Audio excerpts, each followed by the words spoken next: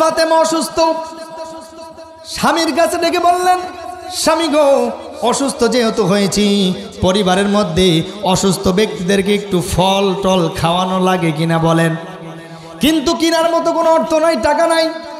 বাড়ি থেকে একটা চাদর বের করে দিলেন, যাও বাজারে যাও, এই চাদরটা বিক্রি করে যা টাকা হবে এটা দিয়ে একটা আনার ফল কিনে নিয়ে আসবা।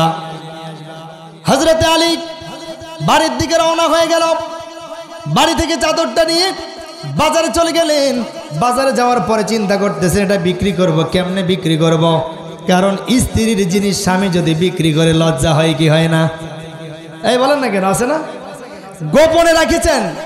গোপনে রাখার পর কেমনে যেন একজন ব্যক্তি ডেকে বলতেছেন, আলী রে, তুমি মনে হয় কি যেন বিক্রি করার জন্য বাজারে আসছো। হযরত আলী বলে, তুমি কেমনে জানলা?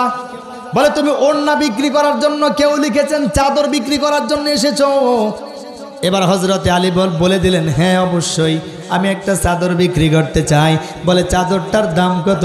বলে, চাদরটার দাম 6 দিরহাম দিলেই চলবে। এবার আপনাদেরকে বলতে চাই, চাদর বিক্রি হলো কয় দিরহাম? জোরে হলো, আরো জোরে। 6 দিরহাম চাদর বিক্রি করেন। একটা আনার ফল কিনলেন। আনার ফল ছিলেন বেদেনা বা ডালিম? আনার ফল মানে আনারস না, বেদেনা ডালিম কিনে আনলেন 6 দিরহাম দিয়ে একটা। আসার সময় পথের মধ্যে একজন ফকিরের সঙ্গে দেখা হয়ে গেল।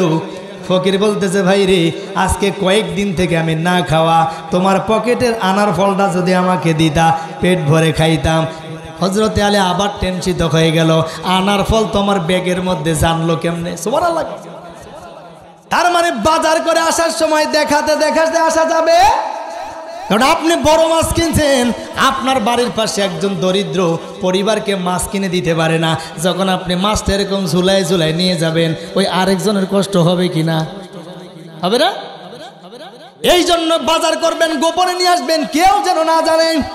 হযরতে আলী টেনশন শুরু হয়ে গেল, আমার পকেটের মধ্যে আনার ফল কেমনে জানলো রে, কেমনে জানলো? নিশ্চয়ের মধ্যে কোনো কারণ আছে। পকেট থেকে আনার ফল বের করে দিয়ে বলল, ভাই রে, আমার স্ত্রী অসুস্থ, স্ত্রীর জন্য একটা আনার ফল নিয়ে যেতে চাচ্ছিলাম। তুমি যেহেতু বলতেছো, ঠিক আছে, অর্ধেক আনার ফল তোমাকে দিলাম, খাও। ফকির অর্ধেক আনার ফল খাওয়ার পরে বলতেছে, আরেক অর্ধেক দিলে আর একটু ভালো হইতো। হযরতে আলী চিন্তা করলেন, বুঝা গেছে এটা আমার বাড়িতে নিয়ে যাওয়া যাবে না। ঠিক আছে, যাও, বাকি অর্ধেক দিয়ে দিলাম। দেওয়ার পরে বাড়িতে চলে গেছে। দরজা নক করতেছে। দরজা যখন খুলে দিল, নজর করে দেখতেছে হযরতে ফাতেমাতুজ জোহরা আগে যে পরিমাণ অসুস্থ ছিল, আল্লাহ পাক সুস্থ করে দিয়েছে। আশ্চর্য হয়ে গেল। অসুস্থ ব্যক্তিরা দান সদকা করলে কিভাবে সুস্থ হয় দেখেন। হযরতে আলী এই কথা বলে ফাতেমাকে বললেন, ফাতেমা রে, তোমার জন্য একটা ফল কিনতে চাইছিলাম, কিন্তু রাস্তার মধ্যে 6 দিরহাম বিক্রি করলাম। একটা আনার ফল কিনলাম, আসার সময় ফকিরকে অর্ধেক দিলাম, ভাবলাম বাকি অর্ধেক তোমাকে দিব। ফকির ওই অর্ধেক আবদার করে নিয়ে নিল। সুতরাং পুরো তোমার চাদরটাও শেষ হয়ে গেল, আনারটাও শেষ হয়ে গেল। সঙ্গে সঙ্গে হযরতে ফাতেমা বলতেছে, আলহামদুলিল্লাহ। এই আপনার স্ত্রী হইলে কি বলতো? নাউজুবিল্লাহ। আপনার স্ত্রী হইলে বলতো নাউজুবিল্লাহ। এত বড় দাতা তুমি, আমার চাদর বিক্রি করে লোকে আনার ফল দাও, ঠিক কিনা বলে? কেন শুকরিয়া আদায় করেছে? হযরতে ফাতেমা এটাই জানাইতে চাইলো, কারণ আমি তো অসুস্থ ছিলাম, অসুস্থ অবস্থায় আনার খাইতে চাইছি, আল্লাহ আনার খাওয়া ছাড়াই আমাকে সুস্থ করে দিয়েছে। মুসলমান ভাইরা আমার, সময় আমাকে অল্প দিয়েছে, সময় অল্প, অল্প সামান্য কথা বলেই শেষ করে দিব। এবার যখন দরজা আটকায় দিয়ে স্বামী স্ত্রী ঘুমাইতে যাবে, কে যেন দরজার মধ্যে কড়া নাড়তেছে, কড়া নাড়তেছে। আরে আলী, ঘরের থেকে বের হও।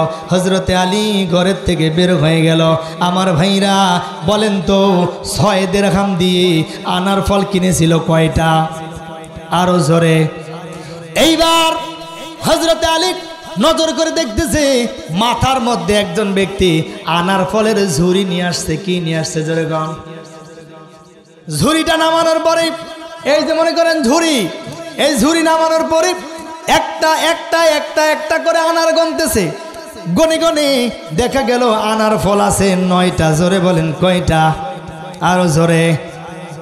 এইবার বেদুইন সাহাবীকে জিজ্ঞেস করলো, হযরত আলী তুমি আনার ফল কোথায় পেলে? বেদুইন সাহাবী বলতেছে, আপনার জন্য একজন ব্যক্তি হাদিয়া পাঠাইছে। বলে না না, এই আনার ফল আমার না। বলে না, এটা আপনার জন্যই পাঠিয়েছে। এই ব্যক্তি এই কথা বলার সঙ্গে সঙ্গে হযরতে আলী বলতেছেন, এটা যদি আমার আনার ফল হবে, আমার আনার ফলের ঝুড়ি হবে, তাহলে ঝুড়িতে আনার থাকবে 10টা। জোরে বলেন কয়টা? আশ্চর্য হয়ে গেল, কেন 10টা থাকতে হবে আপনার কাছে আনার ফল? বলে আমি আল্লাহর রাস্তায় একটা আনার ফল দান করেছি, আর নবীজি বলেছেন আল্লাহর রাস্তায় যদি কেউ 1 টাকা দান করে তার টাকা বাড়ায় কয় গুণ করবে। তাহলে একটা আনার ফল দান করেছি, আমাকে আল্লাহ দিবে 10টা, তুমি কেন 9টা দিলা? সঙ্গে সঙ্গে চাদরের ভিতরে একটা আনার ফল লুকায় রাখছিল, কারণ সরকারি বাজেট হয় 1 লক্ষ, খরচ হয়ে যায় 90,000। ঠিক কিনা? একটা আনার ফল লুকায় রাখছে, চিন্তা করছেন না? না, এই মাল তো সেই মাল, কারণ আল্লাহর সঙ্গে সম্পর্ক। ঠিক কিনা বলেন আমার ভাইরা? সঙ্গে সঙ্গে নিজের চাদরের ভিতর থেকে একটা আনার ফল বের করে দিয়ে বললেন, এই নাও, তোমার আল্লাহ 10টা আনার ফল তোমাকে দিয়েছে। সুবহানাল্লাহ কোন। এইবার মুসলমান ভাইরা আপনার বুঝে থাকলে বলেন তো, আপনার ডানে বামে কিন্তু এইবার শয়তান আছে।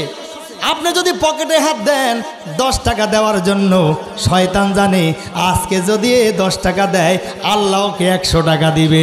সুতরাং শয়তান চায় আপনার টাকা বাড়ুক না বাড়ুক। ঠিক কিনা?